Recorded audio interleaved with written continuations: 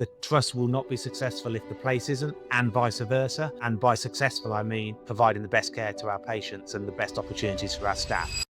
Today, our guest is Matthew Kershaw, Chief Executive at Croydon Health Services NHS Trust. With 35 years in the NHS and a career that spans 3 CEO roles and a fellowship at the King's Fund. If you've got strong working relationships within a team or across teams in a place arrangement like we have, then you're able to develop better services, you're able to work out problems, you're able to develop new ideas quicker, better and more sustainably. We are big bits of infrastructure which acts as sponges for investment and people and focus and attention. And so if that's where you've always worked, by nature, you will... If there was a new policy agenda or refreshed policy agenda, what would you be trying to put on the agenda? One thing that I think is really important.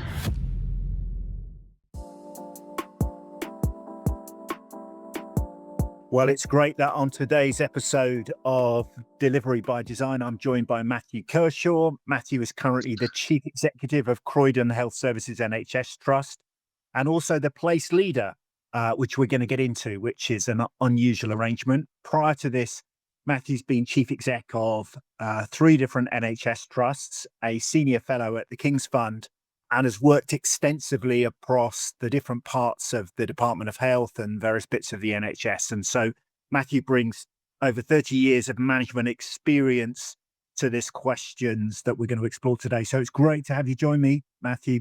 Thank you for coming on. Thank you, Alastair. It's a pleasure to be here.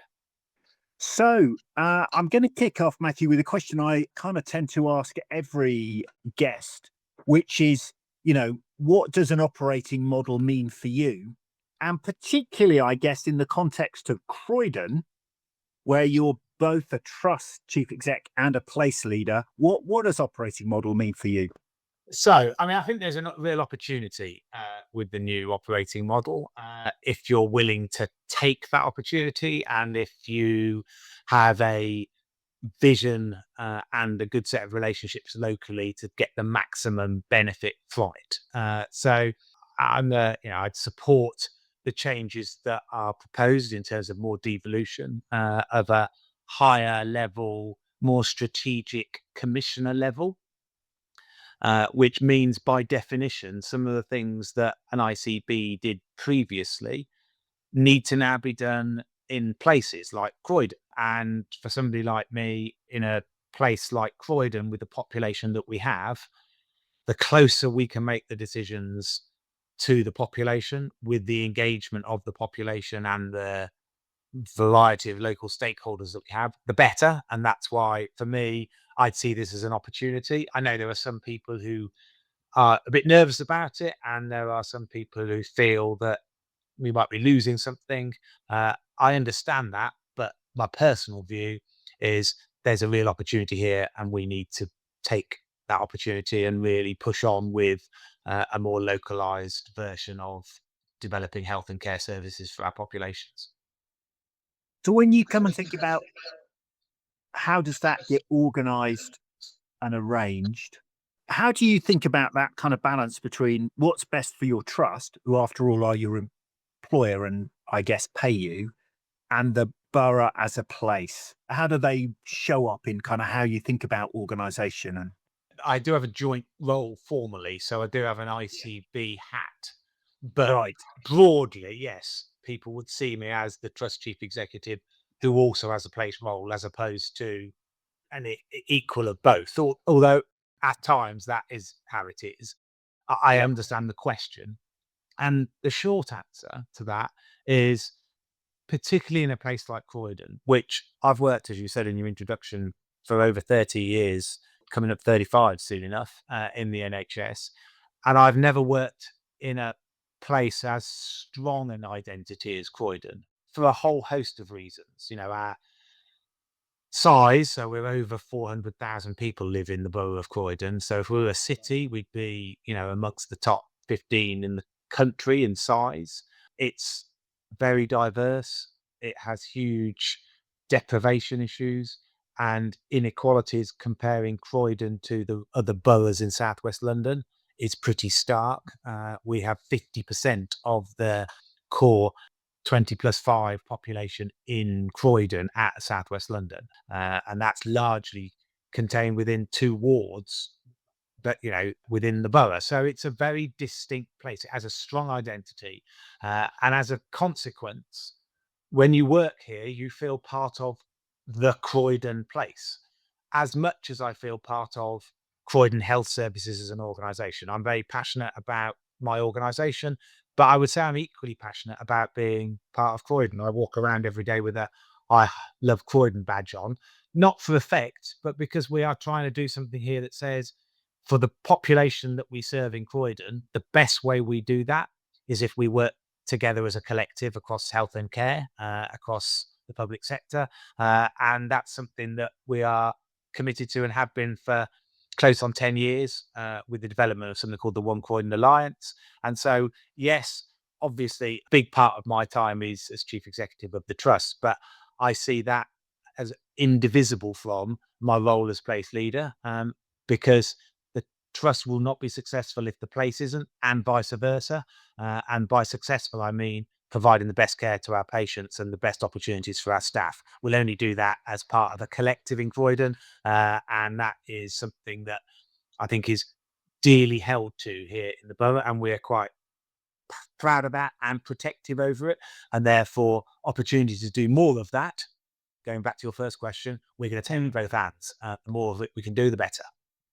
And are there other people who've got a joint role, or are you the only one who kind of formally is employed in both organisations? And I'll be interested as to what mechanisms there are that really start to weave together the trust with the place. To my understanding, there are a few. I mean, we've tried to do something a bit similar. It's much earlier in its development in Southwest London, in Kingston and Richmond. Joe Farrer, who's the chief executive of the Acute and Community Trust in Kingston and Richmond, also is the place lead for that patch within Southwest London. So, but that's at a much earlier stage. Fiona up in Bolton, they've tried to do something a bit similar as well. There's obviously a slightly different experiment. I would probably not call it that on reflection, but there was a way of working in Torbay where they had health and care together. So there are different, I'd say, variations on a theme, possibly not exactly the same as we have in Croydon, but I think it's something that more and more places should do. I mean, there was a period when I was formerly the chief executive of Croydon CCG and chief executive of the trust. Obviously, that changed when when clustering of CCGs came and then ICBs. I'm hoping and working towards making the future feel a bit more like that, where it did feel like we had the levers that we needed to pull all within our grasp to do the best thing we possibly could for our patients and our staff. And that's what we're trying to do again. So what is it that you really think a place-based approach really will deliver for Croydon, that the kind of traditional approach that, other boroughs around you would have? What is it that really is the benefits of the approach that you're taking, do you think? Yeah. I think you have to go back to what makes the approach work, and we have not got it all perfect, Alastair, by any means. There's challenges every day. All the challenges everybody else faces, we face. I always say to people, but the way we try and resolve them is a bit different. But it's not like we've magicked away every issue, because we haven't.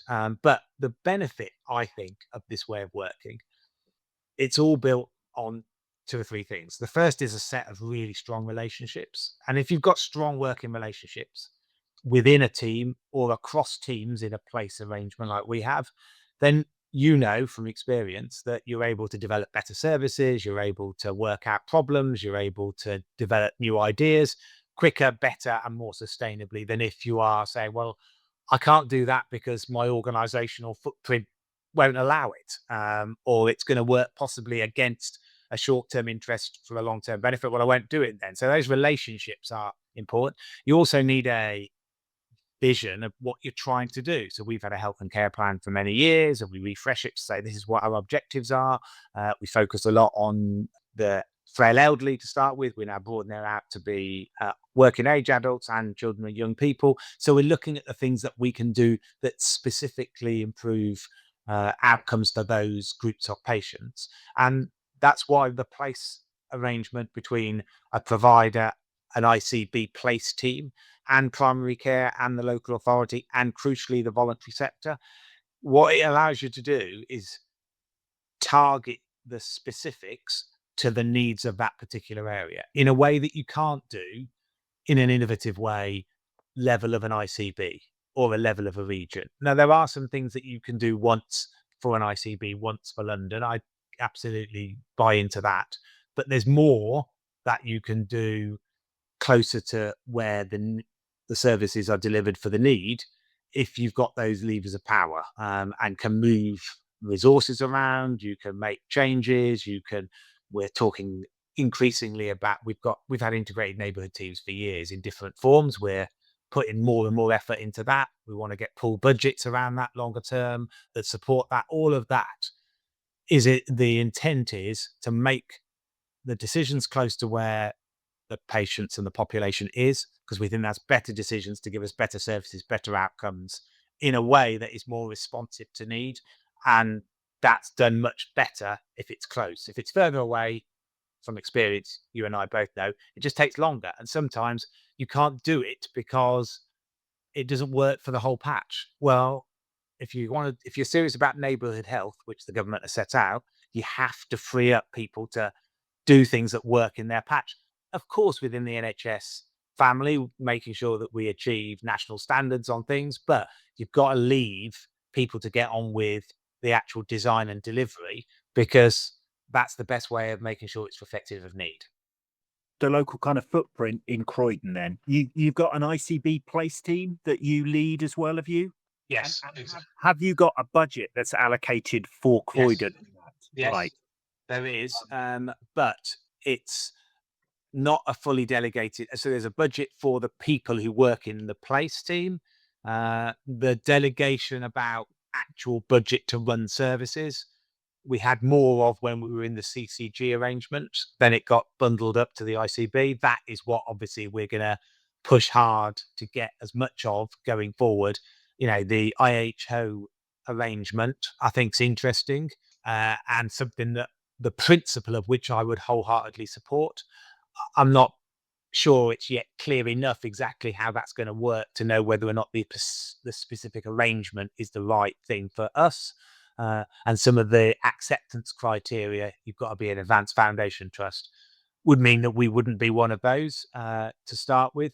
I don't think necessarily going for a badge of an IHO is what we would want to do. We just want to do the right thing. And if we can find a different way of doing it without being an IHO in name, then I'm absolutely fine, because I'm not sort of chasing the badge. I'm chasing the outcome.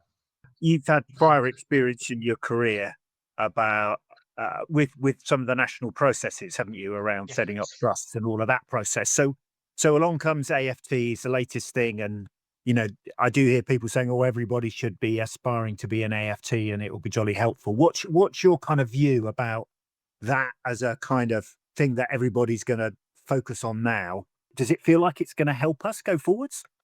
I mean, I'd caveat my comments slightly with, I'm not sure I could 100% guarantee I knew everything I needed to know about Right. the potential future of AFTs to make a absolutely definitive position. But I can tell you one thing that I think is really important. If advanced foundation trusts, even in a small form, similar to foundation trusts, and I had national responsibility for running the foundation trust pipeline for a period, so I know it inside out. If there's an element of that within AFTs, that is not massively helpful to neighbourhood health working, because that's about an organization saying, this is what we are doing, this is how we are going to work, this is our vision. Now, of course, people will say, well, we'll do that as part of a community, but foundation trusts were about spanning your own 2 feet, taking accountability, being responsible for what you do. And of course, there is value in that, but the more of that you do, if you're working in a local authority, or even more so if you work in a voluntary sector organization, a big advanced foundation trust saying that it wants to work as part of a place will feel like potentially, I'm using my words carefully, slightly contradictory, because a foundation trust is a big singular organization which gets a lot of heft with it. What I'm trying to do in Croydon is sort of rub away the boundaries between all the organizations and say, ultimately, I don't work for Croydon Health Service. I work for Health and Care Services in Croydon. I work for the population in Croydon. And I think that doesn't quite sit with the concept of a AFT. It may well, to be fair to the policy, iterate into that. And that's, would be a good thing. But I think there are risks to it for the reasons I've said. So I've certainly heard people beginning to talk about how the governance of trusts. So I'd be interested how it works at the moment. How do your NEDs and your fellow execs kind of think about those foundation trust responsibilities running Croydon Health Services, and that actually we're all here for the people of Croydon spending the Croydon pound, and that actually if the Croydon pound moves around together to get better outcomes for the people, that's great. Sometimes that goes against the as you said, the strictures of an FT or what would be there. So it's I mean, I'd be interested as to where your colleagues are at the moment, but also how does that, and clearly that's going to be the difference, I guess, from an FT to a true IHO, because we can think about governance and risk and resources and outcomes at a whole population level. But as you say, if you over fixate on organizational responsibilities, you lose the system. So I'd be intrigued as to how that's playing out at the moment. I mean, we run a system already and have done now for probably coming up 3 years. Right. Of our trust board is part of a structure. The trust board for CHS is part of a structure called the One Croydon Health and Care Board. So our trust board is on that day. We have a 3-part meeting. Part A is the One Croydon Health and Care Board, completely in public, co-chaired by the Mayor of Croydon, who's an elected mayor, and the trust chair, jointly chaired. And that is for one Croydon item. So we'll have a social care item, we'll have a voluntary sector item, we'll have a community services in the trust item, or an acute hospital item. It's all together. We run that and we have sign off the various proposals. We take ultimately things like the Better Care Fund goes through an executive group that feeds into the One Croydon Health and Care Board. So that's the first part of the meeting. Then we have a Croydon Health Services Trust Board in public, where we take our audit reports and do what a trust board would do. And then we have a small private trust board at the end of the day. So we are running a governance where the non-executive directors of CHS are there for the whole day. They participate fully in the One Croydon Health and Care Board section. If we went to a vote, they're voting in the CHS elements because they're non-exec directors of the trust, but they're as invested in the One Croydon items, but we're not voting with the NEDs in that respect. I do because I'm jointly appointed and there are others in the same space, but that's how we're running at the moment. Is that perfect? Of course it's not. But does it demonstrate very visibly to the population, to the community, and to people who work in all those organizations that we're working together to deliver the objectives as a single integrated whole? Yeah, it does. And so we have my trust, we have SLAM as our mental health provider, we have voluntary sector representation, we have the council represented at senior level, we have Health Watch. It's a very broad group, and it's an interesting way of governing a traditional NHS organisation. And primary care, how do They're they? similarly there. They're in there. I should have said they're represented at that group. Both their GP federation is represented, as well as the ICB primary care lead for Croydon. So they're equal partners in this too. So I mean, it does sound like a powerful, visible representation. And have you been able to shift? Are there particular services you've said about, really thinking about frail elderly, but are there examples of where you've begun to see shifts across the hospital, community, primary care, even social care kind of? Yes and no. If you came and saw things in Croydon, a lot of it would look quite similar to how it is elsewhere. But if you dug into it, yeah, we have teams. So we have Living Independently for Everyone team, which is a team made up of hospital, community, staff from CHS, social care, and the voluntary sector, and they worked and primary care, and they're working together to try and keep patients out of hospital and to speed up discharge once they're in hospital. Now, those teams exist in other parts of the country. I don't doubt it, but we think that the way we've been able to create it, because of the broader arrangements we have, has made it better, more successful. We have some evidence of, reduced admissions for that population as a consequence of the work that we've done. And that's, a forerunner for many other things that we're going to get ourselves into as we move forward. We're part of the national neighbourhood health pilots. So we're now looking at how we can sort of give that another push and move on to the next phase of development. So there are things such as that, but we still have quite a high admission, attendance rate at ED. We still have delayed discharges, as I said before. It's not like we have solved every problem, but the way we're trying to respond to those challenges, I think, is a bit different, and that gives me heart for the future. Yeah, and I know when they do some of the national comparisons, they might not always be sensitive to the kind of level of demand and need that might be there with deprivation. And I'm intrigued. So clearly, lots and lots of work has gone over a long period of time at developing relationships, and you've obviously been central to that. I mean, if you were to leave the trust tomorrow and the place tomorrow, are the mechanisms you think that have been built resilient and robust, and the relationship, to what extent is it dependent on you?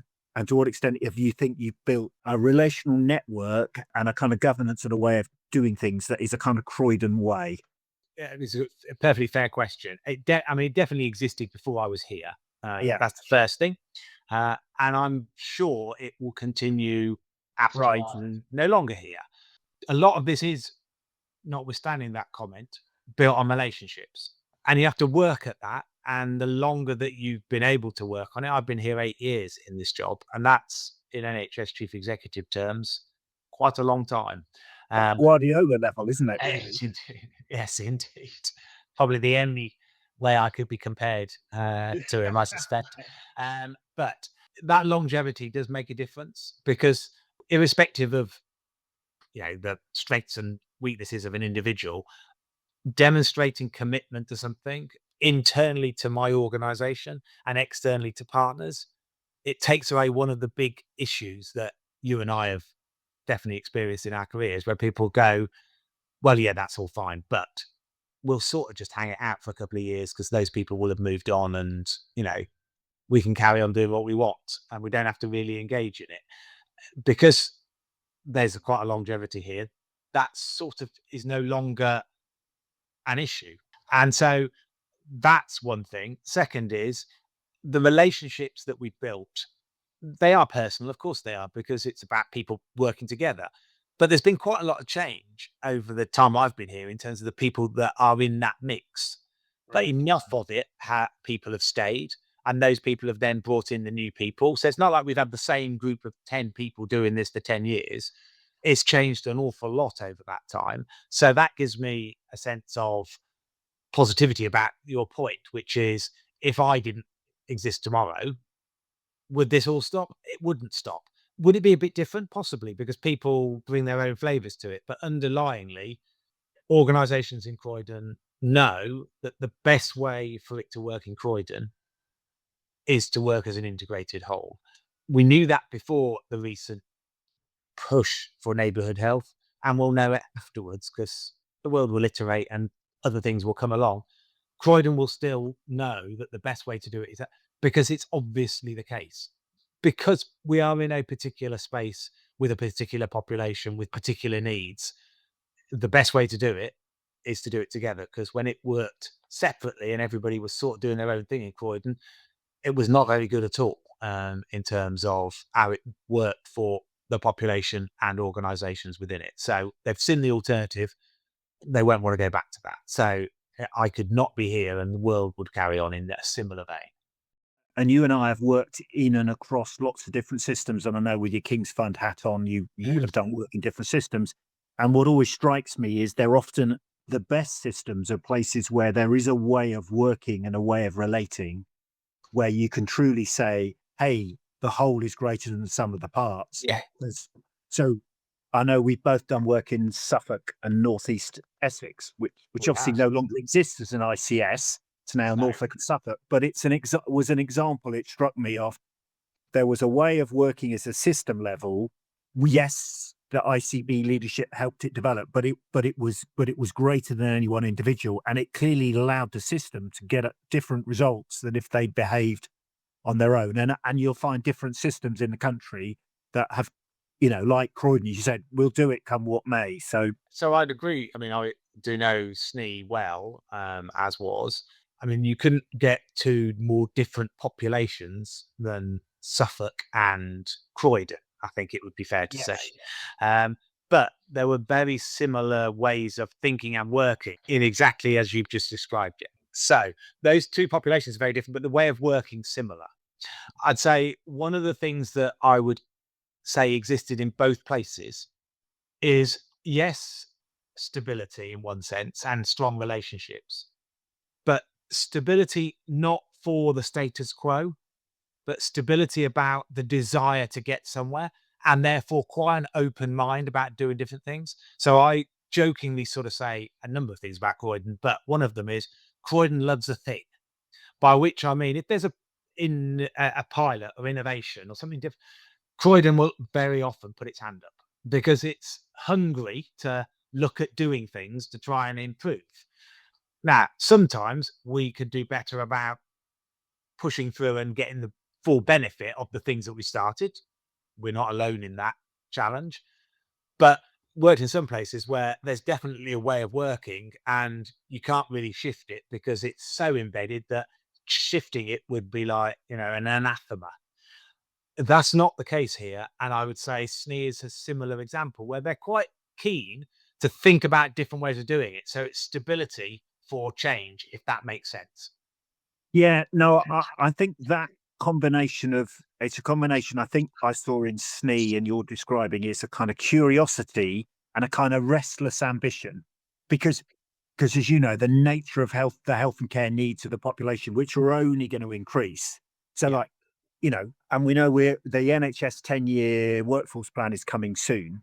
It's very, very obvious that if the current model of care just is completely unaffordable, the kind of whole left shift, acute to community, and trying to get into prevention, and obviously analog to digital, they're kind of like very common sense shifts. I think will hopefully endure the latest changes of secretaries of state and whatever will come. Making them real and finding the best ways to make them real, I think requires that we're always looking for something new. We're not happy, and sometimes those issues. I remember being in a SNE board meeting, SNE ICS board meeting, when the conversation got round to death by suicide, and everybody was passionate about we cannot allow this in our system. We need to do something about it. What do we do about it? And it wasn't like that was the conversation. That's the responsibility of public health, or that's the responsibility of specialist mental health trusts. It was like, what can we as a system do? It was really interesting because I think there are lots of other meetings I'd sit in and people go, oh, that's not me. Yeah, well, I mean, it's a great example. And if you came to our One Croydon Health and Care Board, which you're very free to do if you would so desire, you'd see similar that we're talking Right. about. So last time we had a patient story, which was a homeless chap who'd had exacerbations of a clinical condition, was homeless, and was regularly attending ED, etc. And we managed to, over time, work across the alliance to come up with a package that sorted his physical health issues, but also some of those wider determinants of health issues. And that's ultimately what we're trying to do. So very similar being done here as you've just described over in SNE. What do you think it will mean for Croydoners when you push in more into this place-based working, more into integration, neighbourhood working? What do you think it's going to do, particularly about your operating model and how you're organised? in the trust and at the place level? Do you think actually if we could make that change in governance or that change in organisation, or we could focus on that, it would really help us to go forwards? Yeah, I mean, take urgent and emergency care, the best example, I think.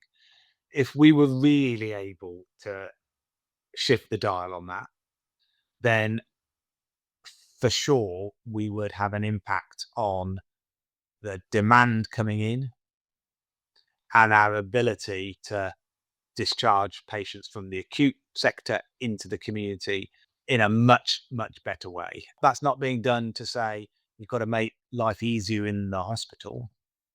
It's being done because that's the right thing for patients. And that requires a level of investment in pre-hospital, post-hospital, virtual ward, different things, you know, intermediate care. We've just done a scheme to develop further intermediate care between ourselves and the council, for example, using an old care home, lots of different things that we're trying to do to facilitate that.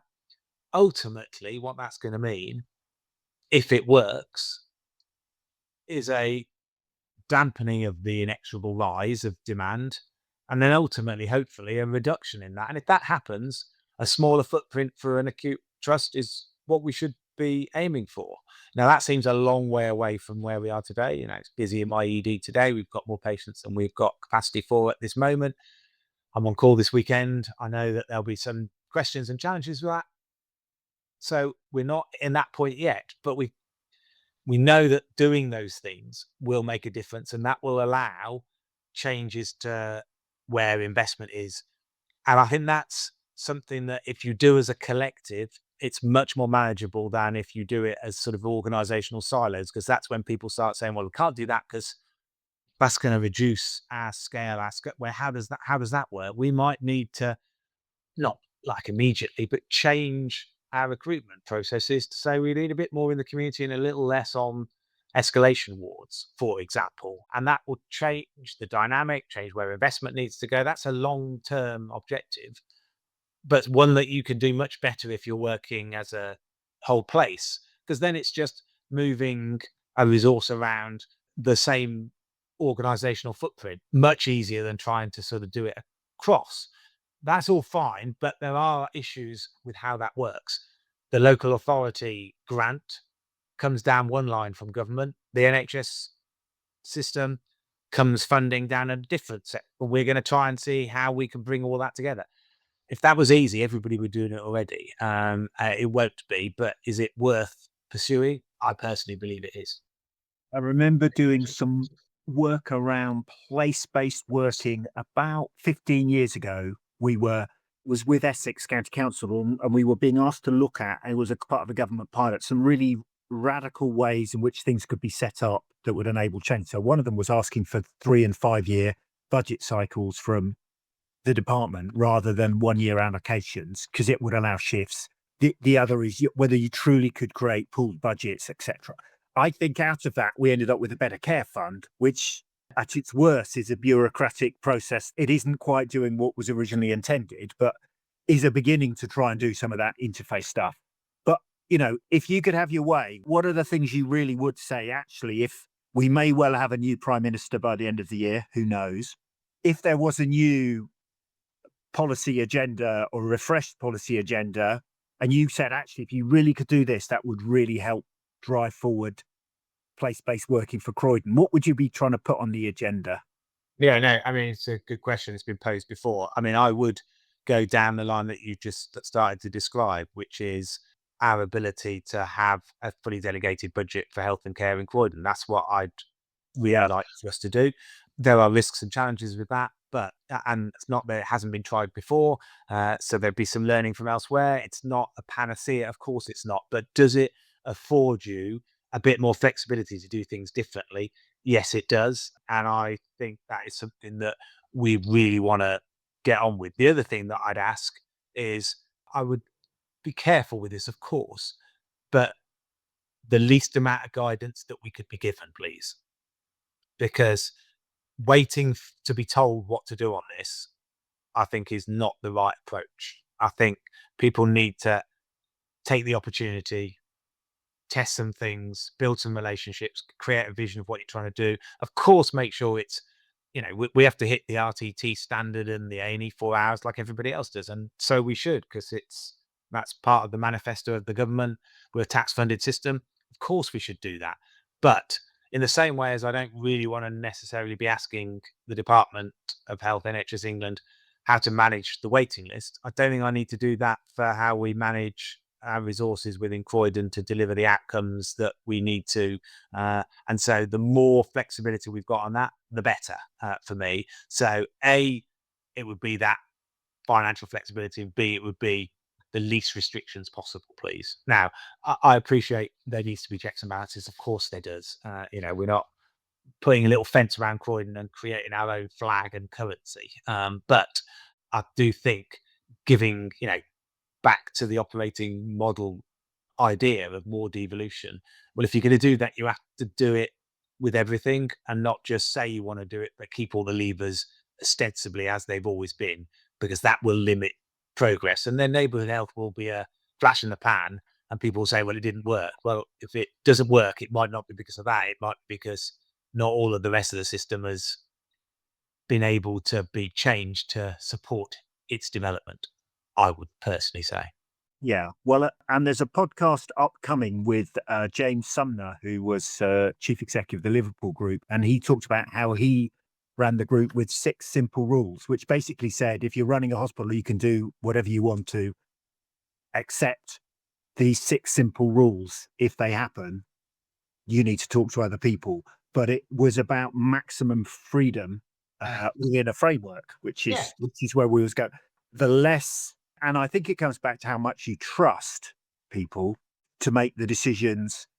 Obviously, you get held accountable, but the more you've got given the autonomy, the more chance I think you're going to deliver better outcomes. But that's the crunch, I guess. And you've, over your 30 years, I think probably seen that accountability, autonomy piece shift quite a lot. I mean, it waxes and wanes, but the NHS infrastructure is, whilst it's waxed and waned, the NHS infrastructure is a big system. Yeah. It's a super tanker, and it takes a long time to turn around. And I'd say it was only slightly turning in my 30 odd years, because it still feels, there's different versions of it, but in essence, the fundamentals haven't changed that much. This is an opportunity, I think, to push that on a bit and change it a bit more. And I'm really keen to do my little bit in my part of London to benefit our patients and our staff and our system. And if we can do that, then that's great. But within the family that is the NHS, of course, and I'm a fully paid up member to that, and would support it to the end. But I don't think that means you have to just always be sort of stuck within the guide rails. I think you do have to innovate, change, and take a few risks and do some things differently along the way. So I've been intrigued the whole way I've been listening to you about your, where your finance director would be. So, because it's usually in the finance that some of those risks get most, clear about where things are at. So do you want to tell me a little bit about what the relationship's like with the finance director and how they navigate this statutory accountability for our trust accountants and this system and this shift, and how much they're... It was a good question. So the chief financial officer here at the trust has been here pretty much all the time I have. And before he was CFO of the trust, he was CFO of the CCG. And there was a short period when he was CFO for both. So the short answer to your question is Mike he's done this for a long time. He believes in it. And therefore, yes, of course, there are issues of managing risk, accountability, etc. And we have to work within that framework. But he's also open-minded and flexible to saying, well, how can we do this? Now, we're not pooling budgets yet. We've done various things to sort of see what that might look like, but we're not at that point yet. So it's not like we're doing something completely different to the rest of the world. But over time, I hope that we'll be able to move more and more towards that. And of course, there'll be checks and balances that is put in place. There'll be some things that we won't be able to do, but we have more, I think, open-mindedness and flexibility. And it goes back to that thing about trust, relationships, and a vision of what we're trying to do. That's as true for finance colleagues as it is for clinical colleagues or operational colleagues. So yeah, there will be some things that, I'd like to do, but we just can't, I suspect. But that won't be for everything. And there's more flexibility if you're willing to innovate a little bit within guidelines than people might sometimes think. You just have to be a bit flexible and open-minded, and our finance chief is in that space. Brilliant. Final question then, Matthew, was just like, if there are other leaders thinking about how do they embark on this program of really trying to go deeper into the kind of left shift into neighborhood working, into place-based working, what would your advice be if they're kind of earlier in this journey than you? Given that I think this idea of the integrated health organization, the kind of vision you've painted for the people of Croydon is, it's one I would aspire that the health service in where I live would have for the people of, Reading and Berkshire West, as we are currently called. So what would the advice be? I think the first thing I'd say is just try it, because actually, when you start talking to people, most people, most of the time, buy into the concept of doing things together, working as part of a multidisciplinary team, cross organizations, because inherently we all know that's how patients and populations are. They're not sort of stuck in little boxes, are there? And, it's within a range, of course. If you go into intensive care, that's a bit of a different thing than if you're, a chronic diabetic who's coming backwards and forwards to the hospital 5 times a month at the moment, and in the future could not come at all because we're running a different, so there are different things for different types of, but try it out would be the first thing I'd say, because you'll find that the appetite is generally there, I think. The second is, if you're coming from an acute trust perspective, as I've worked most of my career in acute trusts. I've done lots of other things, but most of my time in that, there's a big part of this, which is you've got to understand that we are big bits of infrastructure, which acts as sponges for investment and people and focus and attention. And so if that's where you've always worked, by nature, you will exude some of that. Even if you're not trying to, you just do. And Yeah. so part of this is to understand that actually, if you're going to do integration, you've got to leave some of that behind. And, so in our One Croydon Alliance, we have one vote. Primary care has one vote. Social care has one vote. We don't have 5 votes because we've got 5 times the budget. We've got one vote. And you've got to allow yourself to sort of do what NHS organisations don't always do, which is, and I see myself in this more than saying it as a commentary on other people, but show some humility that actually other parts of the health and care system know more than the acute trusts do. And if you go with that, you're going to give a bit, you're going to learn a lot, you're going to work in a different way, then actually people are very accommodating. But that's a bit of a cultural shift to how, I was brought up in the health service. And, that's a journey people need to go through. And you do that by working with people and learning a bit from them and knowing that actually there's different ways of doing it. And if we do it together, then the outcome can be even better for patients, for the population and for the system as a whole. So those would be my 2 bits of advice, but I would never claim for a second that we do it all right, because we definitely don't. There are lots of things that we could do better every day, and we're still very much learning, but we're up for that and we want to do it for all the right reasons. Thank you so much, Matthew. That's been great hearing your kind of story. I've really appreciated that. So thank you for joining us today. No problem at all. It's been a pleasure.